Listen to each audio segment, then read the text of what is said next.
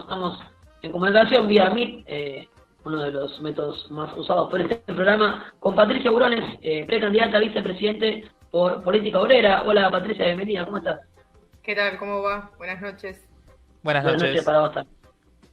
Bueno, antes que nada, gracias por la comunicación. Hace poco hablamos con Jorge la semana pasada, tuvimos un problemita de conexión, tuvimos que cortar la nota porque no se escuchaba nada, pero está en plena actividad y se ve que están en plena actividad.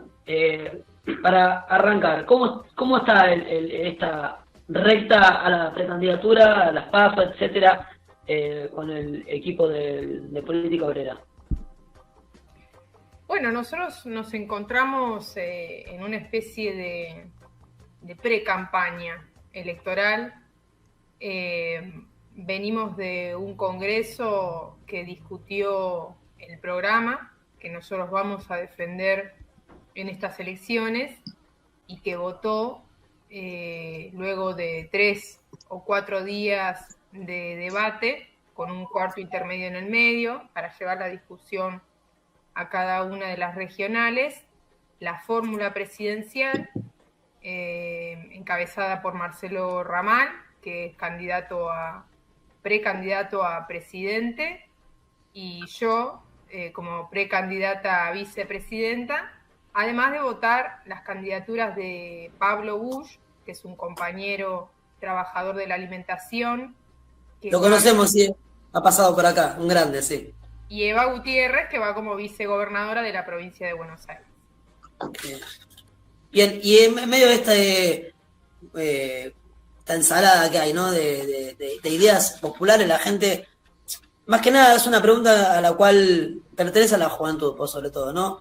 Esta disconformidad política que hay de un lado del oficialismo y del lado de la oposición, y que esa gente empieza a desmembrar sus ideales o sus votos, futuros votos, hacia extremos, y se está yendo mucho para la derecha. ¿A qué razón ves esta? Ahora no tanto, ahora como que medio que se aflojó el ataque. Por ahí se aflojó un poco más que mediático, nada. pero ¿por qué crees que se va tanto para la derecha este voto juvenil? En lo que respecta a Milei tal vez se aflojó un poco, pero Claro, todavía sigue Milei, habiendo... Todos esos votos de Milei yo creo que se fueron a Bullrich. Bueno, miren, yo no creo que el electorado se esté derechizando, porque eso es algo muy escuchado en los medios de comunicación hoy.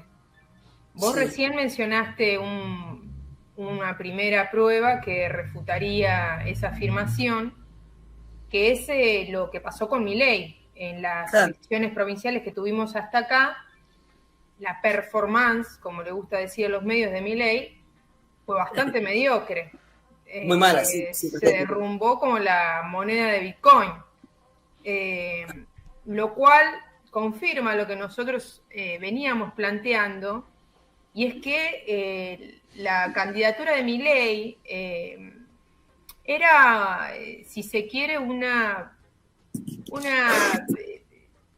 superficialidad, es decir, era una campaña mediática muy inflada por determinados sectores, sobre todo ligados a los negocios de la timba financiera y de los medios, con el fin de imponer o de fijar una agenda de derecha, pero sin ningún tipo de arraigo en los reales intereses siquiera de un sector de la población. De hecho, en los últimos meses él tuvo que moderar bastante su discurso con respecto a lo que venía planteando. De otro lado, lo que sí existe es y que vienen marcando mucho las consultoras, es un descontento muy grande que se va reflejando, y que también, no solo las consultoras, también se reflejó en los resultados provinciales de la abstención y del voto en blanco, lo cual está hablando de un descontento, como vos dijiste al principio también, con todos los partidos que se encuentran compitiendo en estas elecciones, tanto de lo que es el partido gobernante, como también con la oposición que conocemos como derecha. Claro. Y Contrariamente, incluso, otro elemento más para sumar al análisis, tenés casos como los de Jujuy o Salta, en donde a los 15 días o 20 días de realizadas las elecciones, la situación política pasa a estar en la calle, pasa a tener su dinamismo en la calle. Salta y Jujuy. En Jujuy, Morales, el partido de Morales se había refrendado en las elecciones y 15 días después se desarrolló una rebelión popular que todavía sigue en pie contra la reforma de la Constitución provincial. Sí, sí, sí. Morales prohibir la creía queja, que la llevar adelante. Sí, sí, sí, sí, sí. Entonces lo que vos tenés, lejos de ser una derechización del electorado, en realidad está mostrando un nivel de confusión o de embarullamiento en la cabeza de la población muy grande. Probablemente la abstención y el voto en blanco se siga consolidando, y en esa confusión, en ese embarullamiento, es donde está toda la responsabilidad de la izquierda en sumar a aclarar esta confusión. Claro. Y ustedes como equipo de política obrera, por ejemplo, en el modo economía, ¿hacia dónde abarcarían como primera accionar para poder ensamblar un poco la paz económica en el país, que creo que debe ser el máximo deseo de todos, ¿no? Porque está... Bueno, mira, no se escucha, ¿no? El primer problema que tenemos que discutir es la cuestión de la deuda, que por otro lado no es una originalidad de Argentina. Todo el mundo, todos los estados en el mundo están atravesando una crisis de deuda, y el primero de ellos es Estados Unidos, con una deuda que supera muchísimo más la que tiene Argentina en relación con su PBI.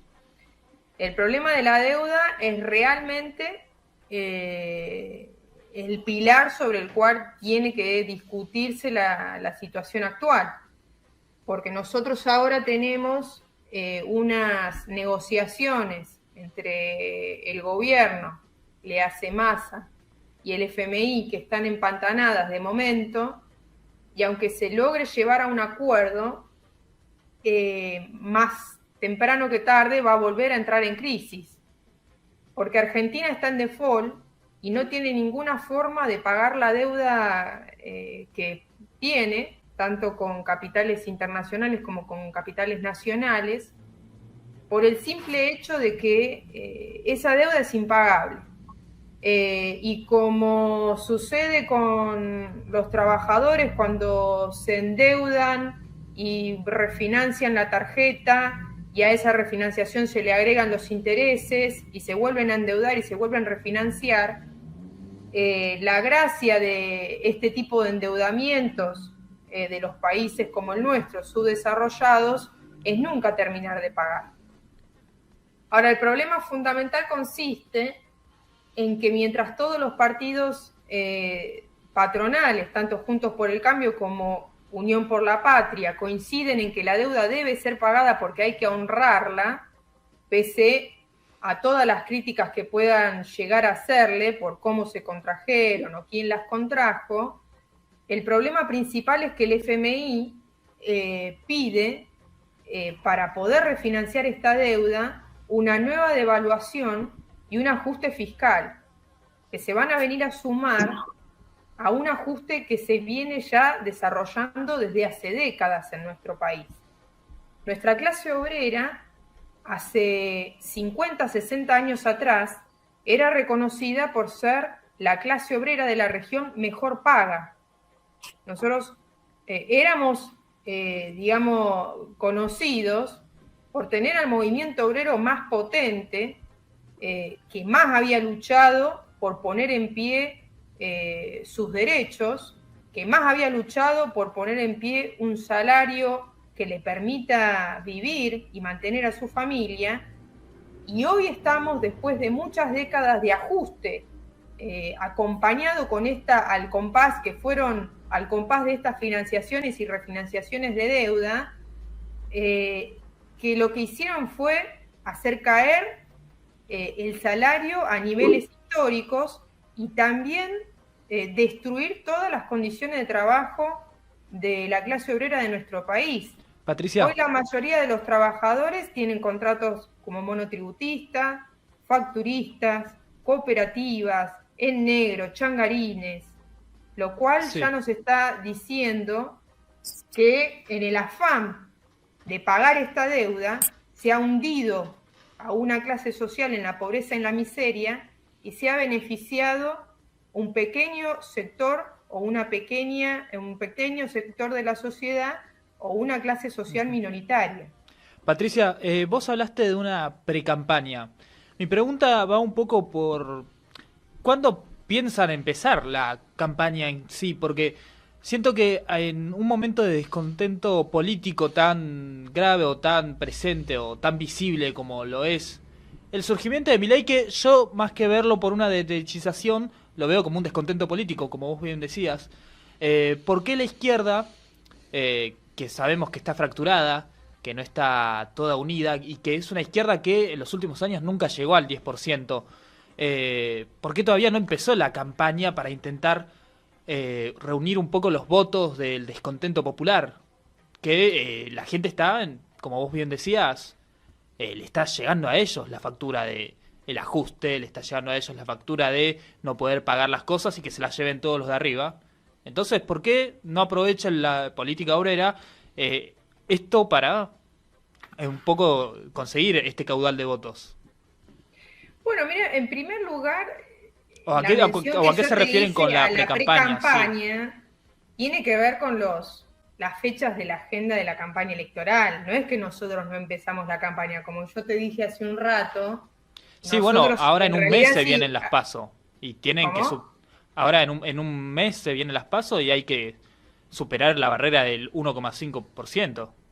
No sé qué tan confiados se encuentran de superar este... Claro, bien. Vos me hiciste una pregunta porque nosotros no empezamos la campaña. Yo te mencionaba que la pre-campaña electoral era una forma de decir, en el sentido de que según el calendario electoral, las fechas oficiales de comienzo de la campaña son a partir de la semana que viene, que es la semana en donde el calendario electoral habilita ya a los medios para los partidos participar gratuitamente o, digamos, en lo que corresponde a lo que nos otorgan en los medios de comunicación para poder estar. Pero nosotros hace rato que empezamos la campaña, como yo te mencioné hace un rato, nosotros hace 2 meses discutimos el programa electoral, hace 2 meses también votamos los candidatos y nuestra campaña ya empezó. Vos me estás ahora haciendo una entrevista en esta radio, pero nosotros hace rato ya venimos recorriendo varios distritos, discutiendo con los simpatizantes, con los compañeros, con los trabajadores, cuál es nuestro planteo. Eso por un lado. Por otro lado, vuelvo a repetirte lo que discutíamos recién. Milei no recoge el descontento, porque en las elecciones no se vio eso. Ojo al piojo con eso. No, sí, federalmente tenemos que ajustar esa afirmación a lo que van mostrando los hechos.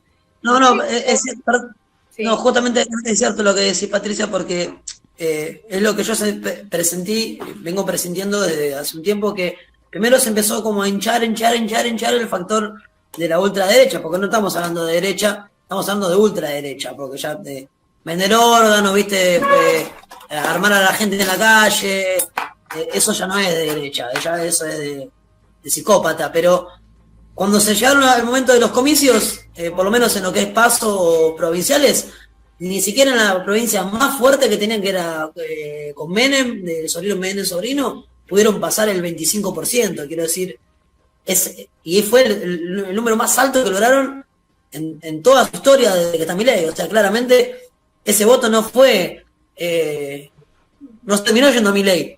Claramente creo yo, porque nos empezamos a dar cuenta de que era Milei en su mundo real, ¿no? En la vida real, no solo en la televisión.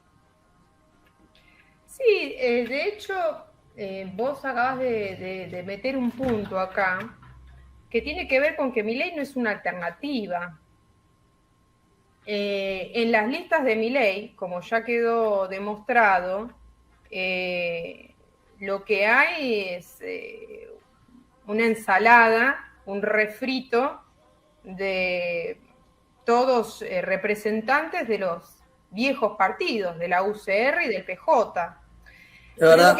No voy a escapar de todos modos a lo que me planteó recién Benjamín, que tiene que ver con, en todo caso, por qué la izquierda no llega a canalizar ese descontento. sí, Nosotros tomamos... ¿Vos estás de acuerdo con que hay una derechización? Para mí, no sé no, qué tan no verdad. estoy de acuerdo. Entonces, no, por los argumentos que planteé al principio. sí, entonces nos ponemos a ver los candidatos principales, nos ponemos a ver a Larreta, a Bullrich, a Milei, nos ponemos a ver a Massa, que Massa a mí me parece una persona que ya desde las propuestas que está intentando imponer Unión por la Patria, son propuestas de economía, nunca se ven los derechos que está intentando, no se habla de derechos nuevos, no se habla de un progresismo, cuando por ejemplo en el gobierno de Alberto, en la campaña de Alberto, por más que sí o no, se hablaba de algunos derechos para las personas en lo que respecta a lo social, pero ahora se está hablando solamente de economía, se está hablando para vos, yo creo que coincidirás en que son todos candidatos de derecha, cuando antes por ahí había algún candidato de izquierda más presente. Entonces, si no hay una derechización,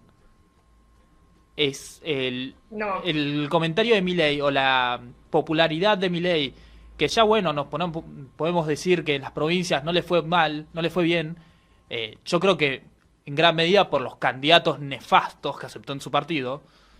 Si no hay una derechización, entonces hay un voto bronca, hay una de las dos. No, yo acá hago un paréntesis. Sí.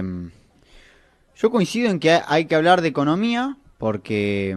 Es lo que está más sufriendo la gente. Claro, es lo que sufre la gente y aparte si bien a todos nos interesa el apartado de derechos y demás que se fueron perdiendo, siento que hay más flexibilización laboral, dado que bueno hay menos puestos de trabajo, entonces cada vez el trabajador se adapta un poco más a qué es lo que hay. Y sí, hace un par de años siento que teníamos trabajadores tenían mucho más derechos. Sí, hay una precarización. Hay una precarización laboral muy fuerte. Ahora, si no tengo nada en la heladera, poneme todos los ministerios que quieras que no me va a interesar. El tema para votar es economía. Y ahí sí coincido con que hay que tratar el tema de la deuda, que no solo como deuda de país, en realidad todas las deudas, todos los bancos, así sea el multinacional o el francés, el que le hayas pedido un préstamo, el chiste del préstamo para el banco en el fondo es que ojalá no lo puedas pagar, ojalá, porque ahí es cuando más se benefician. Cuando vos no lo podés pagar es donde más ganan ellos. Entonces, bueno, el FMI obviamente, esta deuda que se concibe, que yo siento que mucha de toda esa plata tampoco se encuentra, estaría bueno saber dónde cuerno quedó y con eso tratar de pagarla o no reconocerla, creo yo. Pero estamos atados de pies y manos, digamos, sea quien sea que suba al poder, está bajo las garras y mejor dicho, bajo los hilos del FMI y van a tener que moverse como títeres a lo que ellos digan, a menos que renegociemos o neguemos la deuda. No sé, para mí ese es mi vista en cuanto a qué creo que es lo que se discute hoy por hoy y por qué. Mira, primero no veo yo que haya una oposición entre una campaña focalizada en discutir cuestiones económicas y una campaña política. Porque en última instancia, un programa económico implica una serie de medidas de índole político. Un programa económico implica un criterio o una lógica en la manera de encarar la crisis. Y eso es política, ¿sí?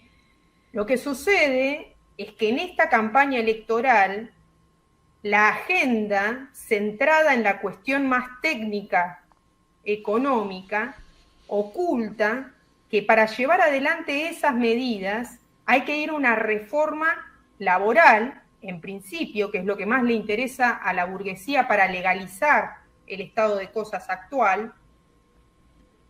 Y en segundo lugar, porque requiere toda una serie de avasallamiento de derechos políticos.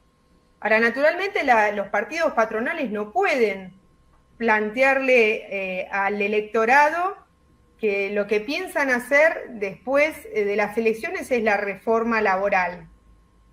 ¿Sí? Claramente no, sí. Lo plantean en forma solapada, ¿sí? Pero no lo dicen abiertamente. Y esconden detrás de la cuestión de bajar los impuestos o no bajarlos, pagar la deuda, no pagarla, el problema de la inflación en forma aislada, el problema de la devaluación en forma aislada. Detrás de ese discurso que se le plantea al electorado, detrás de las peleas entre unos candidatos y otros, se oculta el verdadero objetivo que que está detrás de todas esas medidas económicas. Que el electorado tome esto, que hay que ver cómo lo toma. De momento lo que venimos viendo hasta acá es una apatía bastante grande. No es un síntoma de derechización. En todo caso, es un síntoma de que la izquierda está claudicando. Es decir, la izquierda no está saliendo a atacar de frente esta situación, a atacar de frente esta agenda, este programa, planteando que lo que hay que discutir acá es el problema de la precarización laboral, el problema del salario igual a la canasta familiar, el problema de la deuda, que la deuda no se trata de refinanciar o no refinanciar, o si estamos de acuerdo o no estamos de acuerdo con el programa. La deuda hay que anularla y no hay que pagarla más, y en todo caso, las riquezas que el país genera hay que volcarlas a una planificación productiva cuyo eje sea la vida de los trabajadores, el salario de los trabajadores y el cuidado del medio ambiente. Ahora, la izquierda, hay una agenda de seguridad en donde el punto fundamental es imponer una agenda represiva. Entonces la izquierda, en vez de enfrentar esa agenda y en vez de imponer y aclararle a los trabajadores de qué se trata esta crisis, cómo quieren salir de esta crisis los partidos patronales y cómo los trabajadores deben imponer una salida en sus propios términos, también se ha acoplado a esta moda de pelearse entre ellos por los cargos. El FITU, para hacerles más gráfica, ha entrado en una reyerta interna por cargos en una elección en donde muy probablemente baje en votación. Nosotros no vamos a escapar a esa discusión porque creemos que el papel de la izquierda en este momento no es pelearse por votaciones que incluso en las cuales se está retrocediendo, sino discutir con qué programa y con qué estrategia política la clase obrera levanta cabeza y sale adelante.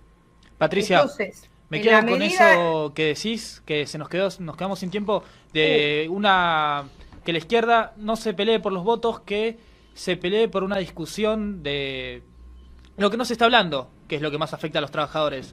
Te agradecemos mucho por la entrevista. Bueno, nos lamentamos que nos quedamos sin tiempo. Lo que quiero, si me das 30 segunditos agregar. Dale. Sí, cerrá, obvio. Bueno, en primer lugar, llamar a los trabajadores a que lean nuestro programa. Nosotros tenemos una página digital que se llama www.politicaobrera.com, que nos escuchen, que nos den su voto, porque el voto en esta PASO principalmente es un derecho a participar del debate presidencial hacia las elecciones generales. En esta PASO no gana ni pierde nadie, sino que simplemente adquirimos el derecho de poder hablar en el debate presidencial. A las personas, claro, a a una Así mayor que audiencia. Aquellos trabajadores que entiendan que en esta agenda que yo les planteé, en estas ideas que yo desarrollé con ustedes, tienen que estar de cara a las generales, voten a Política Obrera. Muchas gracias, Patricia. Bueno, compañeros, Gracias, Patricia, a ustedes. muchísimas gracias. Patricia Urones, No, por- precandidata a vicepresidente por Política Obrera. Agradecemos por la nota. Recibí el resumen diario de politicaobrera.com en tu celular. Es fácil y es gratis. Agenda +54 911 73 60 08 17 y mandanos un WhatsApp. Listo. Ahora vas a recibir diariamente nuestro resumen con la situación nacional e internacional y las luchas del movimiento obrero desde una perspectiva socialista. politicaobrera.com